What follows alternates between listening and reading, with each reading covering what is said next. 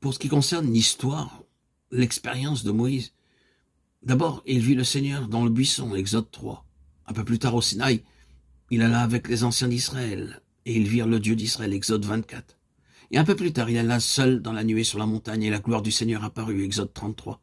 Là, il reçut certaines instructions. Et à son tour, parmi eux, il nous a dit que la peau de son visage rayonnait, Exode 34. Mais il y avait quelque chose de plus encore. Lorsque les instructions furent exécutées en détail, que le tabernacle, l'habitation de Dieu, y était élevé, il est dit que la gloire de l'Éternel remplit le tabernacle, Exode 40. C'est la plénitude de la gloire en relation avec l'accomplissement du dessein de Dieu. La même chose était vraie quand le temple de Salomon fut terminé, 2 Chroniques 5,14.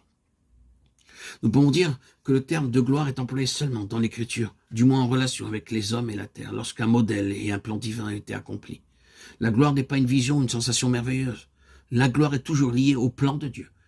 Si nous désirons donc entrer dans l'expérience et la connaissance de la gloire, il est essentiel que nous entrions pleinement dans la ligne du plan et du modèle divin. C'est comme ayant vu sa majesté de nos propres yeux, car il a reçu de Dieu, le Père, honneur et gloire, quand la gloire magnifique lui fit entendre une voix qui disait « Celui-ci est mon fils bien-aimé, en qui j'ai mis toute mon affection » 2 Pierre 1, 16, 17. C'est la voix qu'ils entendirent qui était la véritable gloire. Ce n'était pas la lumière étincelante et les ornements brillants. Ils en étaient seulement la conséquence. Dieu mit l'accent sur sa parole. Ne t'enthousiasme pas, Pierre, parce que tu vois. Écoutez-le et obéissez à ses commandements. Cela, pour ma part, m'a pris beaucoup de temps pour découvrir la signification. Longtemps après avoir été sauvé, je courais encore ici et là, donnant mon témoignage, mais n'entendant jamais la voix de Dieu. Plus de 2 ans après, je fus amené brusquement à apprendre la leçon. Oh, il y a toute une différence entre faire ses plans pour Dieu et entendre, et être gouverné par la voix de Dieu. Nous pouvons voir le même principe à l'œuvre dans la vie de l'apôtre Jean. Dans Jean chapitre 1, verset 14, parlant de l'incarnation du Seigneur Jésus, il dit « Nous avons contemplé sa gloire ». Dans les premiers jours de sa vie de disciple, Jean voyait un peu ce qu'il voyait, prenait possession de lui et commençait à travailler en lui et par lui. Plusieurs années plus tard, à Patmos, il vit quelque chose d'encore plus merveilleux. Lorsqu'il rencontra le Seigneur ressuscité, il entendit lui parler. Pourquoi avait-il besoin de cette expérience? Il devait transmettre le message de Dieu à cette église d'Asie. Que transmit-il? Non seulement ce qu'il vit, une simple description de celui qui ressemblait au Fils de l'homme, mais aussi le message donné par celui-ci. Et ce message était finalement tout le livre de l'Apocalypse. Voyez, la gloire de Dieu ne nous est pas montrée pour notre satisfaction personnelle, afin que nous puissions parler ensuite de cette expérience. C'est en vue d'un ministère pour l'Église entière.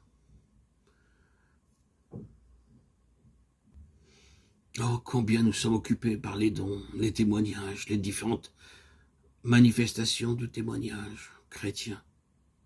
J'avais l'habitude de prier pour le don de chanter, de jouer du violon, pensant qu'ils étaient nécessaires pour la qualification d'un évangéliste.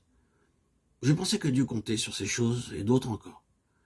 Combien j'étais dans l'erreur. Oh, combien, mon Dieu. Chanter et jouer du violon ne sauvera pas une âme. Ce dont nous avons besoin, c'est d'entendre la voix de Dieu et de savoir ce qu'il dit, afin que nous puissions transmettre son message aux hommes. Nous devons entrer dans le plan divin. Jean se révèle à nous dans son évangile comme un homme marchant dans une relation étroite avec son Seigneur, avec cet arrière-plan.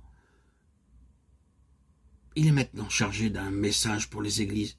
Dans ce but, la gloire lui est montrée afin qu'il puisse leur parler avec autorité. Entrez dans le plan divin pour l'Église universelle et vous connaîtrez ce qu'est cette gloire. Travailler pour mon groupe, mon parti, ma mission, mon mouvement pour obtenir davantage de membres et impressionner les autres.